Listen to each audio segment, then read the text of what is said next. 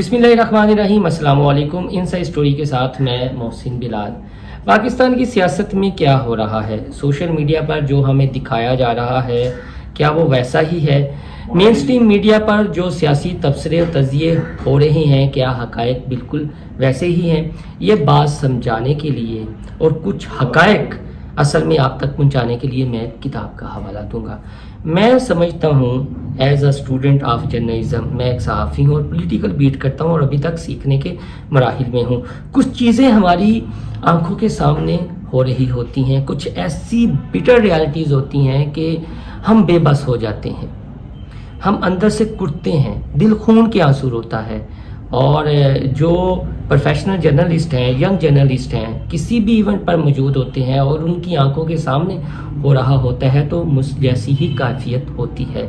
किसी भी सियासी जमात या किसी भी लीडर के पैरोकार को कोई बात बुरी लग जाए तो वो फ़ौरन ना आओ देखता है ना ताओ लफाफा सहाफ़ी करार देता है। लेकिन ये मैं एक ज़िम्मेदारी समझता हूँ कि मौजूदा सियासी सूरत हाल में आपको बात समझाई जाए और अगर किसी एक तक भी मेरा ये पैगाम पहुँच गया तो मैं ये समझूंगा कि मेरा फ़र्ज़ एज अ जर्नलिस्ट अदा हुआ। हम थर्ड वर्ल्ड कंट्रीज़ की बहुत सारी प्रॉब्लम्स हैं, हमसे खेला जाता है, हमारे इमोशन से खेला जाता है और यहाँ का कल्चर है शख्सियत परस्ती।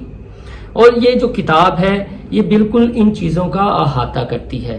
फिर इस किताब में ये भी बताया गया है कि किस तरह हमारे दानिश्वर इस्तेमाल होते हैं, किस तरह NGOs उन्हें पैसा देती हैं, मुख्तलिफ सियासी जमातें अपने बयानिए की तरवीज के लिए उन पर इन्वेस्ट करती हैं और फिर वो उनके जहनों से खेलते हैं। इसे कहते हैं इंटेलेक्चुअल बददियानती। हमारे यहाँ इम्पोर्टेड हुकूमत का तो बड़ा चर्चा है, लेकिन इम्पोर्टेड दानिश्वर भी हैं, इम्पोर्टेड लीडर्स भी हैं और हर चीज़ इम्पोर्टेड जो है वो हम पर ठोस दी गई है। लेकिन हम हकायक देखने और समझने की आदत से बिल्कुल आरी होते जा रहे हैं, जिसकी बड़ी वजह यह है कि मुझे जो पसंद है वो पसंद है और मैं किसी दूसरे की पसंद को नापसंद ही करूँगा, उससे इख्तलाफ ही करूँगा। ये किताब लिखी अफ्रीकी ममालिक की एक माहिर नफ्सियात और दानिश्वर थे फ्रांस फैनन ने। इंग्लिश में इसका जो उन्वान है वो है दी रेचेड ऑफ द अर्थ, लेकिन उर्दू में जो इसका तर्जमा हुआ वो है उफ्ताद गाने खाक। मशहूर वेस्टर्न फिलासफर हैं या पाल सातर, उन्होंने इसका दिबाचा लिखा है और दिल से दिबाचा लिखा। कुछ हकायक जो है वो बताए, वो खुद यूरोपी थे लेकिन उन्होंने थर्ड वर्ल्ड कंट्रीज़ के मिसाइल का अदराक किया जो फ्रांस फैनन ने हाईलाइट किए थे।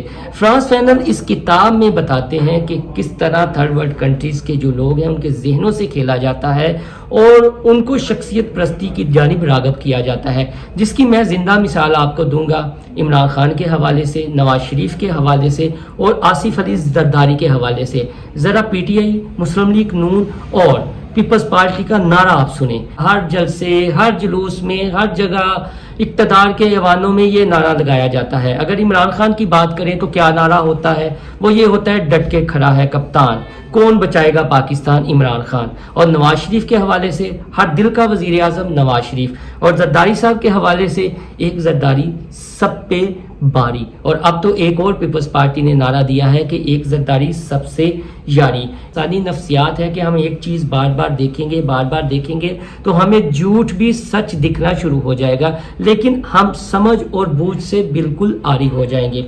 तो मेरा मशवरा है तमाम उन दोस्तों से जो जर्नलिज्म में हैं, जो हिस्ट्री से शगफ रखते हैं, जिनको सियासत का शौक़ है, ज़िंदगी से वाबस्ता हैं लेकिन पाकिस्तान के मसाइल का हल जानते हैं, तो वो एक बार ये किताब ज़रूर पढ़ें। इस तफरीक से हट कर के आप क्या लीडर इमरान खान हैं, आप नवाज शरीफ को पसंद करते हैं, आप जरदारी साहब की मफामत के कायल हैं, इस चीज़ से कता तलब होकर एक दफ़ा मुतालिया ज़रूर करें ताकि आपको अपने असल मसाइल का अदराक हो। देखो, थर्ड वर्ल्ड कंट्रीज़ की जो प्रॉब्लम्स हैं उनमें एक बड़ी प्रॉब्लम ये भी है कि हम मुत्तहिद नहीं हैं, हमें टोलियों की सूरत बांट दिया गया है। जब हम मुत्तहिद नहीं होंगे, हम शख्सियत परस्ती में पढ़कर अपने अपने बुत बनाकर उनकी पूजा करेंगे तो फिर मसाइल का कभी हल नहीं निकलेगा। और आज पाकिस्तान का सबसे बड़ा अलमिया भी यही है کہ ریفارمز ہر کسی کی مختلف ہیں، ایجنڈا ہر کسی کا مختلف ہے، بیانیہ ہر کسی کا مختلف ہے۔ اس کتاب میں یہ بنجر دعاؤں کا بھی ذکر ہے کہ ہم بزا اوقات کہتے ہیں ہماری دعائیں قبول نہیں ہوتی، ہماری آہیں نہیں لگتی، اس کے لیے نیک نیتی ہونا ضروری ہے، صبر و تحمل کا مظاہرہ کرنا ضروری ہے، معاف کرنے کی عادت ڈالنی چاہیے جو ہمارے لیڈران جو ہے وہ نہیں ڈالتے۔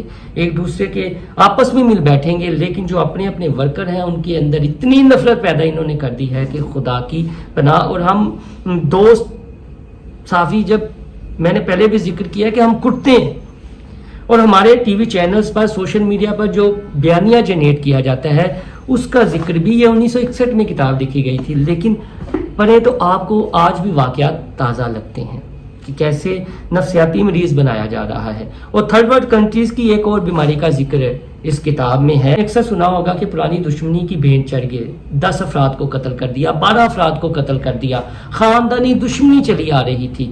یہ بھی تھرڈ ورلڈ کنٹریز کی پرابلم ہے کہ جب ہم اپنے سے اوپر والے پر غصہ نہیں نکال پاتے تو پھر ہم اپنے سے نیچے والے کو دبانے کی کوشش کرتے ہیں، سپریس کرنے کی کوشش کرتے ہیں، ہم کسی نہ کسی بہانے اپنے غصے کا اظہار کرتے ہیں، چڑچڑاپن آ جاتا ہے کیونکہ ہمارا بس اپنے اوپر والے پہ نہیں چلتا۔ تو یہ بھی ہماری سب سے بڑی پرابلم ہے۔ جہاں تک عمران خان، نواز شریف اور آصف علی زرداری کی بات ہے، عدلیہ کی بات ہے، بیوروکریسی کی بات ہے، اسٹیبلشمنٹ کی بات ہے، تو سب کے سب جو ہیں وہ تو یہی چاہتے ہیں کہ یہ عوام اسی طرح تقسیم در تقسیم رہے، سمجھ بوجھ سے آری ہو۔ اگر انہیں اپنے اصل مسائل کا ادراک ہو گیا، یہ ان چیزوں کو سمجھ گئے، تو پھر ہماری اجارہ داری کا کیا بنے گا؟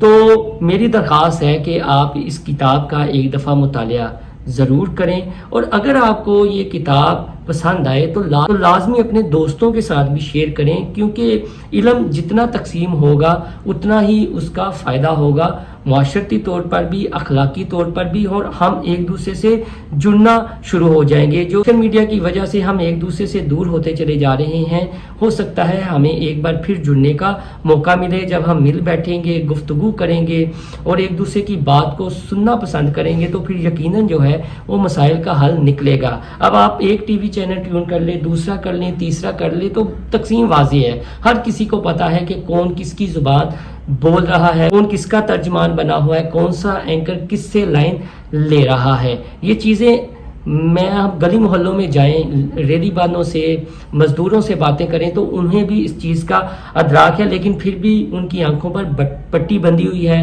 وہ شخصیت پرستی سے مبرا ہو کر سوچتے ہی نہیں ہیں۔ تو لہٰذا میری التجا بھی ہے، گزارش بھی ہے کہ اپنے مسائل کو خود اپنے طریقے سے سمجھیں اور انہیں ہینڈل کرنے کی کوشش کریں۔ یہ جو سیاسی نورا کشتی چل رہی ہے پنجاب میں، وفاق میں، یہ سیاسی نورا کشتی اسی طرح چلتی رہے گی۔ وجہ یہ ہے کہ کبھی عوام کسی لیڈر کے ساتھ ہو جائے گی، کبھی دوسرے کے ساتھ ہو جائے گی، کبھی تیسرے کے ساتھ ہو جائے گی، یہ اس طرح معاملہ نہیں چلے گا۔ اور یاپال ساتر نے اس کتاب کے حوالے سے 2 بڑے خوبصورت جملے لکھے ہیں۔ ایک تو یہ کہ جب آپ یہ کتاب پڑھنے لگیں گے تو آپ کو ایسا لگے گا کہ یہ سرد ہے، یعنی برف کی طرح ٹھنڈی ہے، لیکن جو ایک صفحہ پلٹ کے دوسرے صفحے پر جائیں گے تو یہ کتاب آپ کے بند دریچوں کو کھولنا شروع ہو جائے گی، اور ایک وقت ایسا آئے گا کہ جب آپ سمجھنا شروع ہوں گے تو آپ اپنے بالوں کو نوچنا شروع ہو جائیں گے۔